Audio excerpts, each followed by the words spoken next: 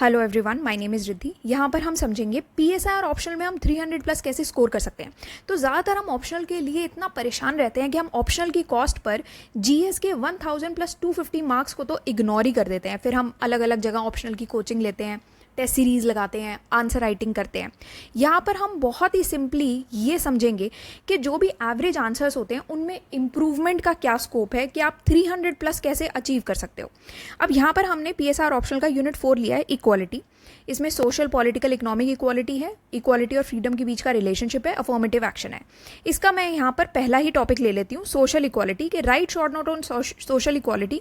200 words का ये आपको लिखना है इसका आंसर, और 15 नंबर का इसका क्वेश्चन हम मान लेते हैं। सबसे पहले तो आपको यही देखना है, क्या आप इस क्वेश्चन का आंसर लिख सकते हो। अब इसको लिखो और मैच करना, वीडियो चाहे पॉज कर देना। अब मैं आपको ट्रेडिशनल आंसर बताती हूँ। बहुत सारी कॉपीज़ मैंने चेक की हैं जिसके बेसिस पर मैं आपको बता सकती हूँ कि ज़्यादा स्टूडेंट्स कैसा आंसर लिखते हैं। सीधा ही स्टार्ट करते हैं, या तो किसी थिंकर से, या फिर सीधा equality of opportunity, equality of outcome, thinker thinker thinker. ठीक है, कुछ अच्छे आंसर्स होते हैं, 1 या 2% अच्छे आंसर्स में क्या होता है, एक अच्छा सा इंट्रोडक्शन दिया होता है जहाँ पर डेफिनेशन दिया होता है, और 1 या 2 लाइन में सोशल इक्वालिटी के थिंकर के व्यूज़ डाल के और एक अच्छा सा इंट्रोडक्शन बना दिया गया होता है। अब ये आंसर बिल्कुल भी बुरा नहीं है, हर कोचिंग ऐसा ही सिखाती है। इस पर अगर एग्जामिनर बहुत मेहरबान हो गया तो 7 से 8 नंबर आपको दे देगा। जबकि एक एवरेज टीचर, अगर आप कहीं भी इसको आंसर को आप चेक करवा लेना, एक एवरेज टीचर इस पर आपको 4 से 5 मार्क्स ही देगा। अब इम्प्रूवमेंट इस पर कैसे कर सकते हैं वो देखते हैं। हमने क्या किया है, ये जो आंसर है, इसी आंसर को हमने अपनी नॉलेज यूज़ करके एक स्ट्रक्चर में तोड़ दिया है यहाँ पर। जैसे कि ये स्ट्रक्चर होगा, पहले आप इंट्रोडक्शन दोगे, हिस्टोरिकल बैकग्राउंड बताओगे, ओरिजिन बताओगे, थ्योरी में बहुत सारी चीज़ें आती हैं। अजम्पशन में बता सकते हो आप, सेंट्रल आइडिया दोगे, एक्सप्लेनेशन दोगे। फिर ये वेरी करेगा टॉपिक बाय टॉपिक कि इसका इम्पैक्ट क्या है, इन्फ्लुएंस क्या है। ज़रूरी नहीं है कि इम्पैक्ट इन्फ्लुएंस हर जगह हर टॉपिक में आएगा। फिर इमेज आएगी, फिगर, चार्ट, डायग्राम, जो भी आप बताना चाहो। कुछ की थिंकर्स आप ले लेना, 2 से 3 थिंकर्स ले लोगे, काफ़ी हो जाएगा। क्रिटिसिज्म या डीमेरिट्स, मेरिट्स बताओगे, एप्लीकेबिलिटी, इवैल्यूएशन, कंक्लूजन। ये आपका एक एवरेज स्ट्रक्चर होना चाहिए। ठीक है, अब मैं आपको ये बताती हूँ, ये ट्रेडिशनल आंसर है और ये स्ट्रक्चर्ड आंसर है। ट्रेडिशनल आंसर में ये सारी चीज़ें रहेंगी, यहाँ पर हम डेफिनेशन या 2 लाइन का इंट्रोडक्शन ज़्यादा से ज़्यादा ऐड कर सकते हैं। ठीक है, अब आपको आंसर कैसे दिखेगा आप एक बार देख लो। आपका ये ट्रेडिशनल आंसर है, ये आपका स्ट्रक्चर्ड आंसर टाइप 1 है। टाइप 1 मैं यहाँ पर क्यों कह रही हूँ, बिकॉज इसमें आपने अभी तक कोई भी एडिशनल नॉलेज नहीं ऐड की है, उसमें नीड ही नहीं है। आप थोड़ा एफर्ट कर दोगे ना यही ट्रेडिशनल आंसर में, तो आप 7 से 8 हेडिंग में ये एप्लीकेबल हो जाएगा। इसी चीज़ को आप 7 से 8 हेडिंग में यहाँ पर तोड़ के लिख दोगे, आपका एक बहुत अच्छा आंसर बन जाएगा। और ये चीज़ मोस्ट ऑफ द क्वेश्चंस में, मोस्ट ऑफ द टॉपिक्स में एप्लीकेबल रहेगी, चाहे आपका कोई भी ऑप्शनल हो। ऑफ कोर्स मैथ्स ऑप्शनल के लिए अलग हो जाता है, but other than that PSIR में तो लगभग सिमिलर सा स्ट्रक्चर रहेगा। सोशियो में, पब एड में, जितने भी ये ऑप्शनल्स हैं, इसी के अंडर आपको लिखना है। बस हाँ, कुछ कुछ पॉइंटर्स हैं जो अलग हो सकते हैं डिपेंडिंग अपॉन कि आप क्या लिख रहे हो। जैसे कई जगह आप इवैल्यूएशन देते हो, कई जगह वे फॉरवर्ड देते हो। जो करंट अफेयर्स के चीज़ें हैं या जहाँ पर इम्प्रूवमेंट का, चेंजेस का स्कोप है, वहाँ पर तो हम लिख देते हैं वे फॉरवर्ड। और जहाँ पर चेंजेस का स्कोप नहीं है, जो स्टैटिक टॉपिक्स होते हैं ना बेसिकली, वहाँ पर हम ये कंक्लूजन से पहले एक हेडिंग डाल सकते हैं, इवैल्यूएशन। ठीक है, अब आप आंसर यहाँ पर देख सकते हो, ये आपका ट्रेडिशनल आंसर है और ये आपका अभी का जो मैंने आंसर आपको बताया है ये वो है। तो अब आप अपने आंसर की लेंथ ही देख लो, ये मेरे ख्याल में this will be more than 200 words approximately, है ना। तो आप अब बताओ, ये ट्रेडिशनल आंसर को आपने अगर मान लो 4 से 5 नंबर दिए थे, तो अब आप ये पर्टिकुलर आंसर को कितने नंबर दोगे। ठीक है, जबकि इसमें बहुत ज़्यादा आपको एक्सप्लेन भी नहीं करना है, आप कितने मार्क्स दोगे अब आप ये बताओ। तो अगर आपको ये आंसर बनाने हैं, आप या तो बुक्स रेफ़र करते हो, या इंटरनेट रेफ़र करते हो, या फिर अगर आप सिनॉप्सिस आईएएस रेफ़र करना चाहो तो आप कर सकते हो। ठीक है, जो आप कर सकते हो, एक कोचिंग का काम यही होता है कि जो भी आप कर सकते हो, कोचिंग आपको एक स्ट्रक्चर्ड वे में टाइमली आपको दे देती है। इसी वजह से आप सिनॉप्सिस रेफ़र कर सकते हो। मैं आपको एक सिंपल लॉजिक इसका बता देती हूँ। मान लो एक ऑप्शनल करने में या कोई भी सब्जेक्ट करने में आपको 1000 आवर्स लगेंगे, 1000 घंटे आपको लगेंगे। अगर मैं 900 घंटे दे सकती हूँ आपको, तो आपको कितना टाइम देना पड़ेगा? 100 घंटे आपको देने पड़ेंगे, ठीक है। तो अब जितना यहाँ टाइम घटेगा, यहाँ आपको टाइम बढ़ाना पड़ेगा, क्योंकि इन दी एंड तो आपको 1000 घंटे देने ही हैं। अब अगर 900 घंटे में दे देती हूँ तो आपको सिर्फ 100 घंटे देने पड़ेंगे। अब उसी तरीके से यहाँ पर अगर टाइम घटता जाएगा, आपका टाइम यहाँ पर आपको बढ़ाना ही पड़ेगा, ठीक है। तो कोचिंग आपको बस ये चीज़ें सब टाइमली करके दे देता है एक स्ट्रक्चर्ड फॉर्म में। इससे ज़्यादा कोचिंग का कोई रोल नहीं होता, इन दी एंड आपको मेहनत खुद ही करनी होगी, ठीक है। अब अगर याद नहीं रहता, मान लो आंसर आपको ये जो लिखा है आंसर, ये मान लो अगर आपको याद नहीं रहता, तो आपको क्या करना है? तो अपना जीएस की नॉलेज यूज़ करो। जीएस 1 में भी सोशल इक्वालिटी के टॉपिक आप पढ़ते हो, जीएस 2 में भी लगाते हो, करंट अफेयर्स में भी आ जाते हैं ये टॉपिक्स। तो जीएस तो आप हमेशा ही यूज़ कर सकते हो, ये बस आपको कुछ हेडिंग्स ज़रूर नोट करके रखनी है। अब हम लोग ये क्वेश्चन वापस एक बार ये देख लेते हैं कि क्या स्ट्रक्चर इसमें बनाएंगे। जैसे मान लो आप इंट्रोडक्शन दोगे, इंट्रोडक्शन बहुत ही सिंपल है और वो ऑलमोस्ट सिमिलर रहेगा जो आपका ट्रेडिशनल आंसर था। यहाँ भी ये इंट्रोडक्शन सिमिलर रहेगा और ये वाले जगह भी ये सिमिलर रहेगा, क्योंकि इतना स्टूडेंट्स ऐड करते हैं कि सोशल इक्वालिटी होता है कि ऐसे स्टेट ऑफ अफेयर्स जहाँ पर इंडिविजुअल्स इक्वल राइट्स मिलते हैं, अपॉर्चुनिटीज़ और स्टेटस मिलते हैं। यहाँ पर कोई भी आप एक थिंकर ऐड कर सकते हो, जॉन रॉल्स कर लो या अमर्त्य सेन कर लो। अगर आप मान लो जॉन रॉल्स कर देते हो, उनके बारे में आप लिख सकते हो कि सोशल इक्वालिटी उनके हिसाब से ऐसी होती थी, ऐसे सोशल इंस्टीट्यूशंस जो कि एक पर्टिकुलर ग्रुप को दूसरे ग्रुप के ऊपर ज़्यादा फेवर ना कर दें, मतलब कि पार्शियलिटी ना करें। तो जितने भी मेंबर्स हों सभी को इक्वल एक्सेस टू रिसोर्सेज मिले और इक्वल एक्सेस टू अपॉर्चुनिटीज़ दी जाए, ये कहते थे जॉन रॉल। अमर्त्य सेन के बारे में भी आप कुछ कुछ पॉइंटर्स लिख सकते हो। फिर हिस्टोरिकल बैकग्राउंड, जब भी हम हिस्ट्री की बात करते हैं ना, इसको आप इस तरीके से तोड़ दिया करो कि एंशिएंट टाइम्स में कुछ हुआ होगा, कुछ आप मिडिएवल टाइम में हुआ होगा, फिर कुछ रेनेसां आया होगा, जिसके बाद फिर मॉडर्निटी स्टार्ट हो जाती है वगैरह। एंशिएंट टाइम में क्या होता है, यहाँ पर ग्रीस और रोम का आप एग्जाम्पल दे सकते हो। ये सबसे पुरानी टाइम में यही होता था, वहाँ पर अलग अलग नोशंस होते थे इक्वालिटी के। अलग अलग क्लासेस को, कुछ ऐसी क्लासेस होती थी जिनको इक्वालिटी बेसिकली मिलता था, जैसे कि आपके जो मेल सिटीजन्स थे उनको ज़्यादा मिलता था, जबकि विमेन, स्लेव्स, फॉरेनर्स वगैरह इनको थोड़ी ना इक्वालिटी मिलती थी। फिर आ जाता है आपका मिडिएवल पीरियड, इसके बारे में आप लिख सकते हो, जहाँ पर रिलीजियस डॉक्ट्रीन्स के बेसिस पर इक्वालिटी को इंटरप्रेट किया जाता था। तो रिलीजियस डॉक्ट्रीन्स यहाँ पर आ जाते हैं। फिर रेनेसां आता है जो कि एक अच्छी ह्यूमनिस्टिक अप्रोच लेकर के आता है, जिसमें इंडिविजुअल की डिग्निटी और पोटेंशियल को एनालाइज किया जाता है। फिर एनलाइटनमेंट आती है, एनलाइटनमेंट के आप कुछ थिंकर्स भी लिख सकते हो। ये सब चीज़ें आप कर सकते हो कि जॉन लॉक है, रूसो है, ये एनलाइटनमेंट थिंकर्स है, तो यहाँ पर आप इनके नाम लिख सकते हो। नेचुरल राइट, सोशल कॉन्ट्रैक्ट्स वगैरह ये लोग लेकर के आते हैं।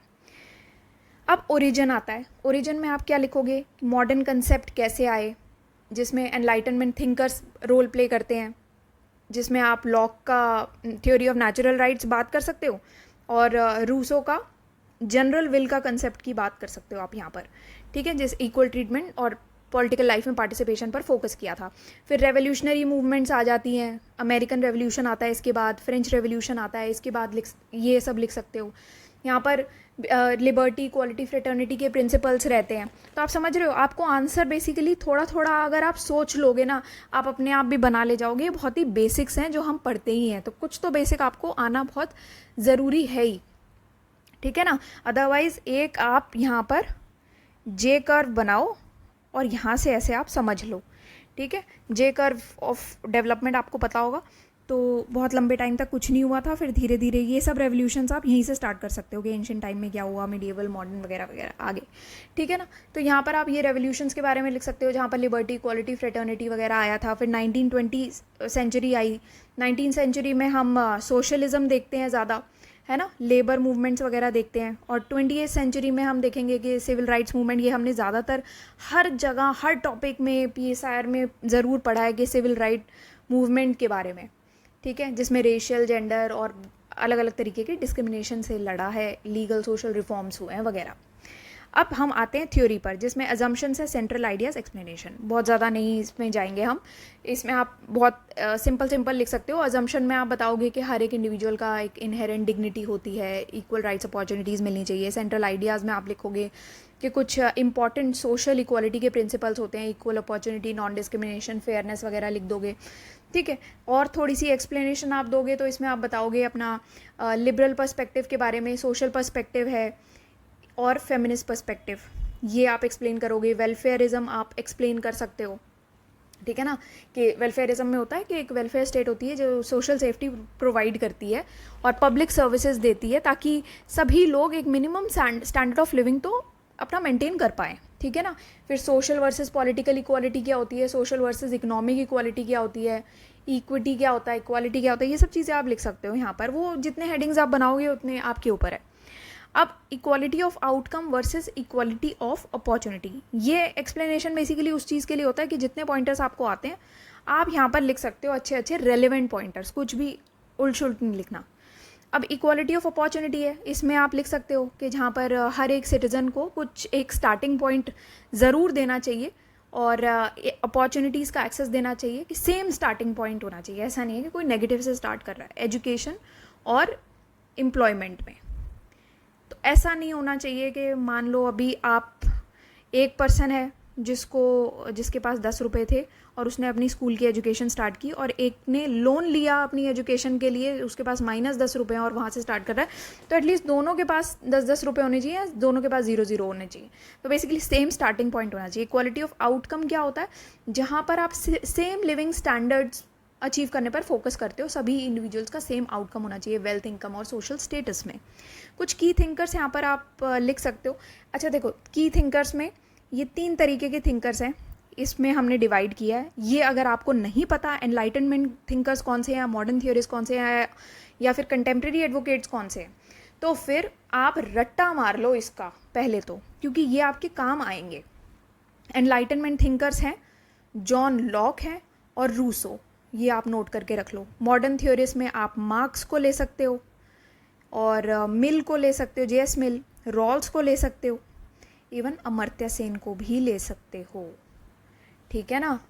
उसके बाद आप कंटेम्प्रेरी एडवोकेट्स पर जाओगे, जहाँ पर आप यहाँ पर एग्जाम्पल देना मलाला यूसुफजई का, ठीक है।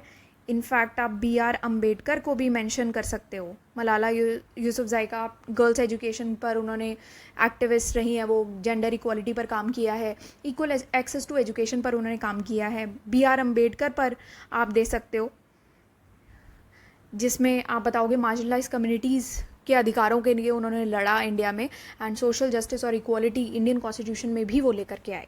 फिर यहाँ पर आप कुछ क्रिटिसिज्म या फिर डीमेरिट्स बताओगे, ठीक है। क्रिटिसिज्म डीमेरिट्स में आप बता सकते हो बहुत सारी चीज़ें, इकोनॉमिक इनएफिशिएंसी है, कास्ट डिवाइड होता है, फिर चैलेंजेस आते हैं प्रैक्टिकली इम्प्लीमेंट करने में। सोशल इक्वालिटी नाम से तो बहुत अच्छा लगता है, बट प्रैक्टिकली इम्प्लीमेंट करना थोड़ा सा डिफ़िकल्ट है, और इन इक्वालिटीज़ हैं बहुत ही न्यूट्रल है अभी। ये सब चीज़ें आप मेंशन कर सकते हो। फिर आते हैं आपके मेरिट्स, जहाँ पर आप बताओगे कि डिस्पाइट ऑफ एवरीथिंग कंट्रीब्यूशन तो किया है सोसाइटी में, अभी क्लास और कास्ट डिवाइड थोड़ा सा घट रहा है और इक्वल अपॉर्चुनिटी मिल रही है।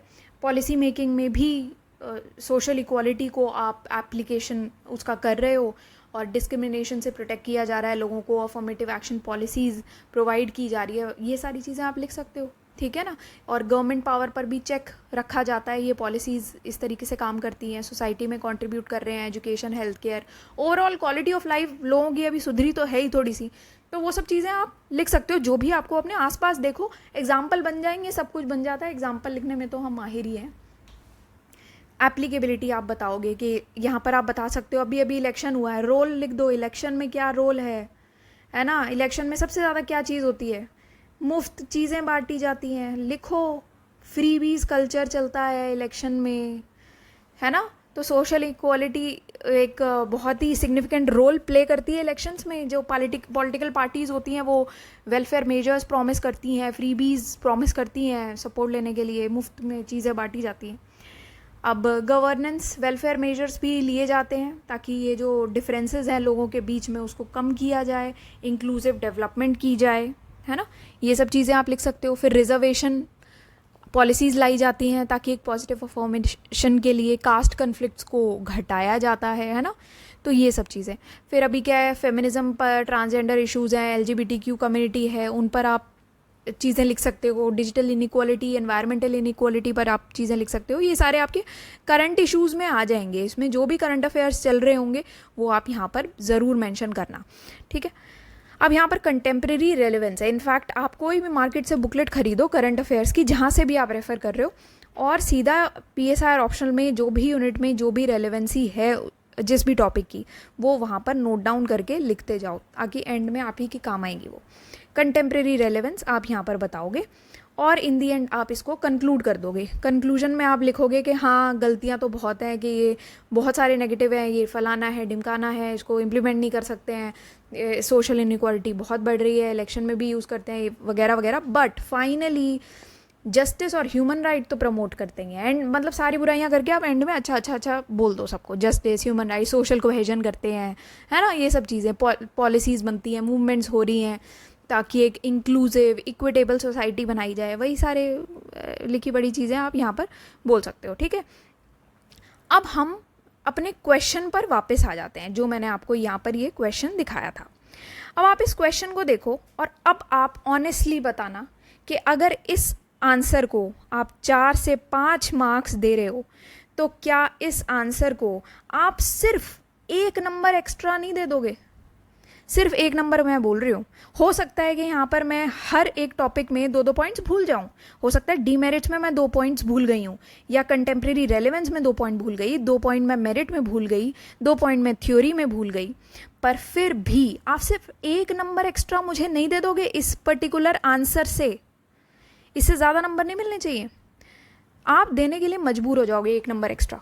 तो इसमें क्या होता है ना कि आपने कुछ किया भी नहीं और एग्जामिनर को भी सही सही बता दिया कि हाँ मुझे मेरा ऑप्शनल ना बहुत अच्छे से आता है।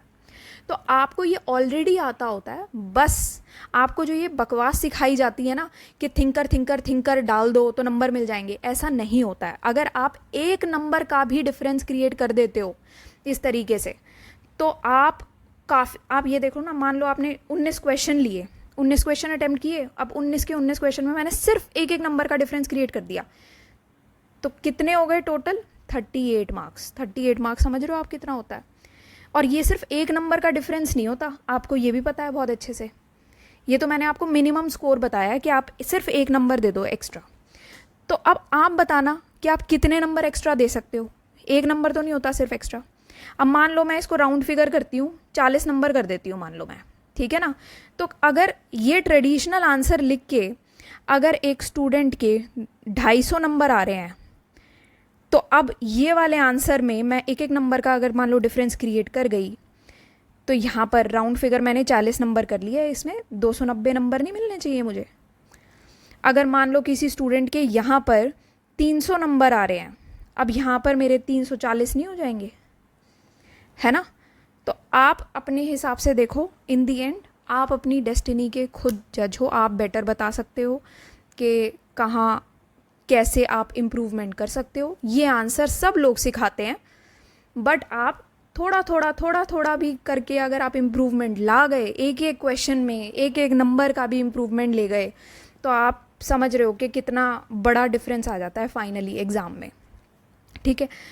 और एक चीज़ और आपको ध्यान रखनी है, PYQs का रोल तो आपको भूलना ही नहीं है, क्योंकि PYQs UPSC रिपीट करता है। तो PYQ की एक बुकलेट डाउनलोड करके रख लो, फ्री बुकलेट अवेलेबल है synopsisiis.com वेबसाइट पर, वो तो आप डाउनलोड करके रखो और उसको ज़रूर लगाओ, क्योंकि UPSC वर्ड टू वर्ड भी रिपीट कर देता है क्वेश्चन।